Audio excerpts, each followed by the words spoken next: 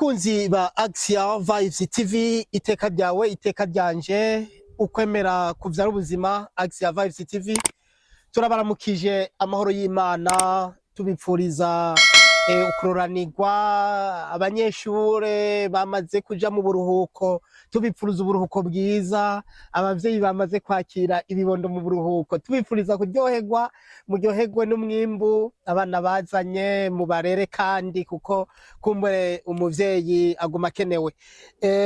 Mpereye kuri ayo majambo y'abavyeyi n'abana, kuko uno musi tuje mu kiganiro novuga kidasanzwe, ikiganiro c'iteka, aho dushaka yuko tuguma dukuza iryo teka mu bantu, iteka mu gihugu, iteka mu miryango, aho tuje kuganira ku kijanye n'uburuhuko. Uburuhuko turi kumwe n'umushitsi w'iteka, mbere twagomba tudatevye duce twakira atwidondore imbere yuko ca tuduga kwijambo nyezina ry'ivyo tugomba tuganire muri kino kiganiro cuno musi. Nyakubahwa musaserdoti muduteye iteka kuri Axial Vibes TV, turabakiriye, mutwidondore, mwongere mwidondore abariko baradukurikirana. Ego murakoze cyane. Je nitwa Patiri Eugene Nsanzerugeze, nkaba nkora mu biro by'abepiskopi mu gisata kijanye n'ubutumwa hamwe no kumenyesha ijambo ry'Imana. Nkaba ndangurira ubutumwa mu kigo ca Ndongozi, ariko nkaba mu mubano w'abasaserdoti uri muri Caritas. Ego murakoze cyane. Patiri Eugene Nsanzerugeze, muramaze gukora ibitari bike kubijanye n'abanyeshure. Ndibuka ko hariho agatabo mwanditse, mbega kitwa ngo iki? Turwanirize hamwe ya ngeso mbi yo kwiba mu bibazo. Turwanirize hamwe ya ngeso mbi yo kwiba mu bibazo. Nukuvuga ngo mwamye mwitwararitse iyo ndero y'abana, mwamye mwitwararitse ubwo ubuntu muri rusangi. Nico gituma uno musi tuje kugira ngo tuganire ku bijanye n'uburuhuko. Uburuhuko bw'abanyeshure, mu gihe abanyeshure bavuye ku ishuri, umwaka uraheze, barasubiye mu bikorwa mu mwanya novuga utari muto, donc mu gifaransa tuzita les grandes vacances, zimara amezi abiri ngaha mu gihugu cacu, kumbure mu bindi bihugu nyine babitunganije. Mbega mwotubwira neza na neza icyo arico uburuhuko n'ingene bitezwa ko? Ego murakoze cyane. Ego haraciye indwi si nyinshi abana bagiye mu buruhuko. None rero bwa mbere mbanza gukeza ibyo bibondo byahora ku kivi mu ishure, tukabakeza ku mwimbu bashoboye gutahukana, kuko nico abavyeyi babatumye, niyo ntumbero yo kuba ku ishure. Hariho abamenye, turabakeje. Abatashoboye kumbure kuronka umwimbu ushimishije, nabo nyene tubateye intege, ntibihebure, ejo bishobora kugenda neza. None rero ngabo abana bagiye mu buruhuko. Nk'ushinzwe rero igisata kijanye no kumenyesha ubutumwa no kumenyesha ijambo ry'Imana, nagize nti birakwiye kandi biratunganye ko duhamvya abo bana bacu aho bari mu buruhuko. Muri ubwo buruhuko rero bararonka akanya ko kuja mu rugo, mu muryango iwabo, bagahimbarwa no kuramutsa abavyeyi, bagahimbarwa no kuramutsa abavukanyi, cane cane nk'abasanzwe bari mu ndaro, abana basanzwe bari muri interna cane cane. Hanyuma bakaronka n'akanya rero ko guhindura ubuzima, no guhindura ibikorwa, None rero twatwiyumvire yuko twafasha kuzirikana ingene boruhukana ubuntu n'ubukristo, kuruhukana ubuntu n'ubukristo. Warumbajije icyo ari cyo uburuhuko. Ntangurire gatoyi kuco novuga ico butari. Uruhuko si kiringo bwa mbere co umuntu agira ati ngiye kwikinga amategeko y'ishure yahora andemera, none ngiye imuhira ndahimbawe. Hibambewe n'ukwihenda, kuko ugeze imuhira urasanga andi mategeko y'ubundi bwoko atunganya ubuzima bwo mu rugo. Hanyuma uburuhuko si kiringo co kumera nka ka kanyoni wamenye ukaguma kugaraniwe ahantu barekuye, umuntu akagira ati urongeye gukora ico nshatse uko nshatse njaho nshatse yego cane nje kumarigara nje mu tubare nuko ntibambewe si kiringo kandi nogira nti kuryama umugondora zosi hari abaca bavuga ngo asha ngo unye ngo ntakaye buca njako so kuryama umugondora zosi ngo gushikana ifungurwa zigusanza mu busa nko kumengo uri umuvyeyi yibarutse nawe nyine bigoranye hanyuma kandi si kiringo cyo kwifata cami ngo gira uti je nfise diplome ngakimba 13 narahejeje wese nkimeze nk'abandi bana bo mu rugo hibambewe uza mu rugo nk'abandi bana mu rugo si kiringo kandi cyo kwerekana ubumenyi ngo have ukengera abo muvukana batashoboye kwiga canke bakiriye hagufi canke ababanyi mwakuranye mugabo batagize ayo mahirwe yo gutera imbere nka wewe si kiringo kandi cyo kuruhuka igisabisho ariho nk'abana bava mu mashuri sous convention nukuvuga amwe yegurikiye Kiliziya Gatolika bagira amahirwe yo kuronka imisa kenshi ushobora kugira ati jewe rero ngiye kuruhuka iyo misa ndafise ikigega negeranije iyo myisi maze kwishura ego nico ashatse kwerekana cy'uburuhuko butari ico rero buri icari cyo kubwanje ni kiringo ciza haringanizozwamwo umwanya wo kuruhuka ibikorwa twahoramwo kw'ishure n'indinganizo yavyo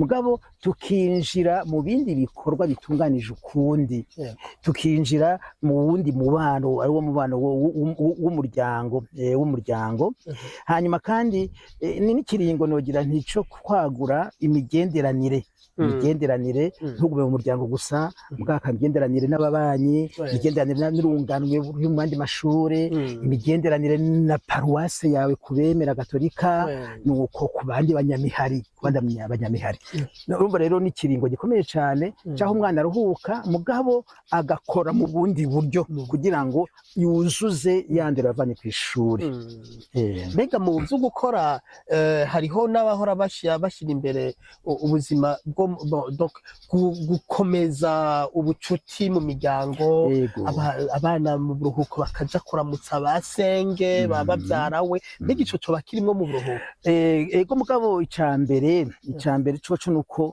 umwana agiye yavuye ku ishuri cyane cyane hamvuga nk'abana bari mu ndaro ahambere ategerezwa kuja ni mu muryango w'amaraso kandi byumvikane ko nta burenganzira ruhusha afise bwo kuja ahandi batumbera ahandi atabanje kubisabira uruhusha abavyeyi biwe amenyesha hakiri kare kandi birategurwa ati muri ubu ruhuko rero nzoja kuramutsa umugenzi aba ahana hariya nuko aba mu ntari niyi aba mu paruwase iyi niyi niho hambere muri uwo muryango rero uwo mwana ashitseyo abavyeyi bamukumbuye ni byiza yuko bamubona ntabe mburumbonye witwa ko ari mu ruhuko mugabo bakamubura none rero neza na neza abana bari mu buruhuko ico gukora n'igiki ikintu umuntu yavuga ati citeka umwana uri mu buruhuko n'abavyeyi bafise abana mu buruhuko ivyo buvuga bati dushaka ko abana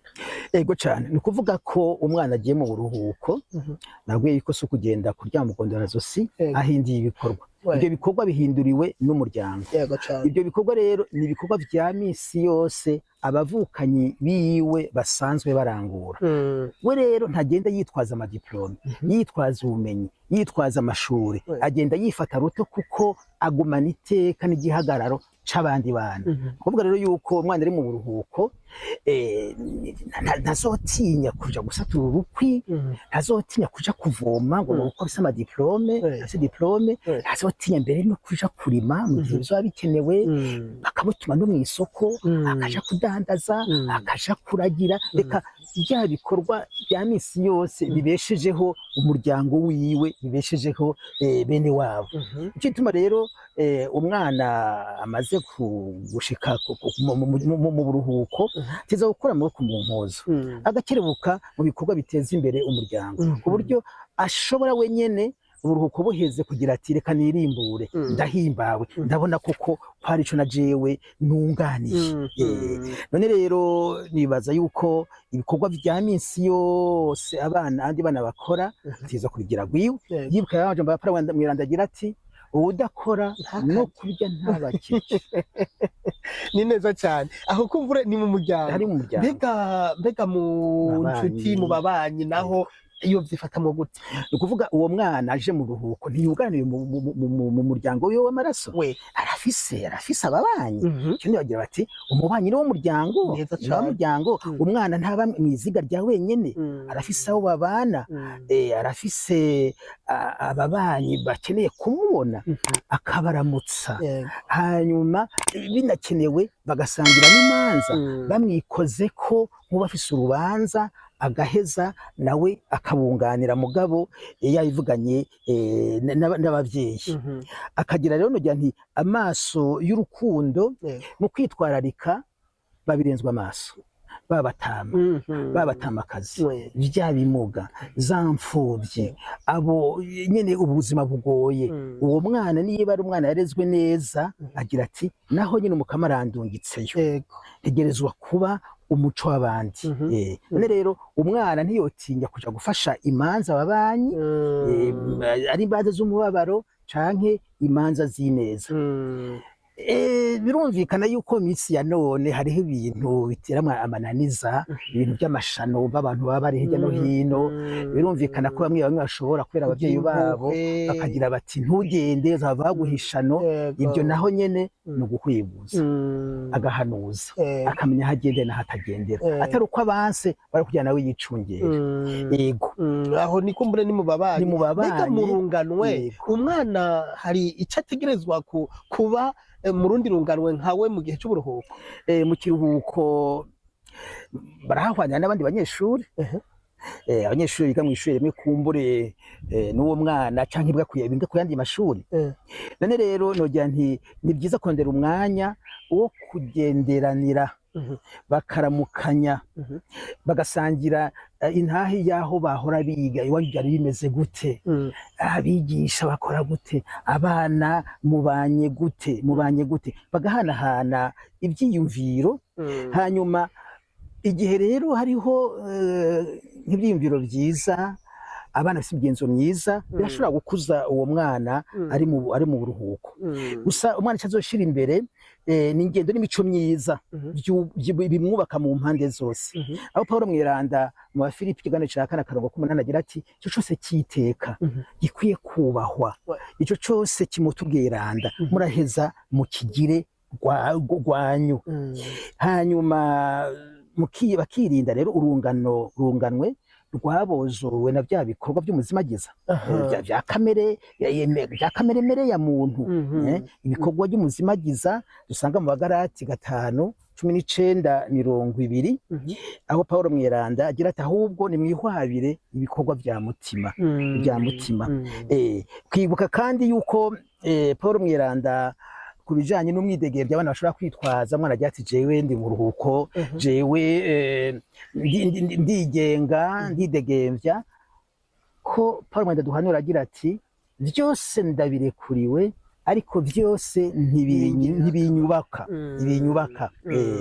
Abana rero bakama barimbura intumbero y'ingabire bahawe n'Imana kugira ngo bakuze muri bo akabanga k'ubuntu, akabanga k'ubukristu, akabanga k'iteka.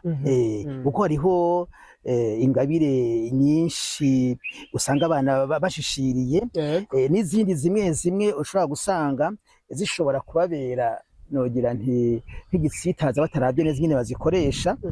Dushobora gufata nk'aya matelefone y'iwacu, amatelefone yana kurwaruka rw'ubu nka benshi usanga bazifise. Urumva ku bwayo telefone ntiyarimbi canke nziza, bivana n'ingene uyikoresheje. None rero uburuhuko sakanye uguma ku telefone uvugana n'urwunganwe, babonye ko mu muryango niho hambere bagukeneye. Hanyuma kandi kumva yuko bategerezwa kuhwebuza bagacagura abagenzi beza, ntibatwagwe n'agakuku.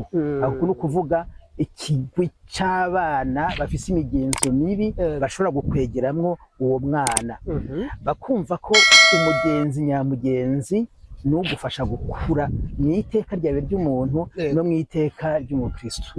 Wowe wese rero gusubiza inyuma haba mu migenzo yiwe haba mu majambo yiwe, uri umwana warezwe neza ntuheza ngo umugambo rukiri ntibambewe. Kumenya kuvuga oya ari oya bikenewe. Yego. Murakoze cyane. Twibutse abariko baratwumviriza yuko turi kuri Action Vibes TV, televiziyo iriko irabaha ibiganiro vy'iteka. Uno munsi turiko turaraba ingene abana bari mu buruhuko, ingene bohorana iteka, ingene bogumana iteka, ingene ubuzima bwabo bwoguma ari ubuzima bwuzuye. Turi kumwe na Patiri Eugene Nsanzerugeze ariko aratuganirira. Turiko turarabira hamwe mbega mu buruhuko abana bari mu buruhuko bokora iki, bobaho gute? Mbega Patiri, mu bijanye no kwemera naho abana bari mu buruhuko bo vyifatamwo gute? Abana bagiye mu buruhuko ntibagenda ari abapagani.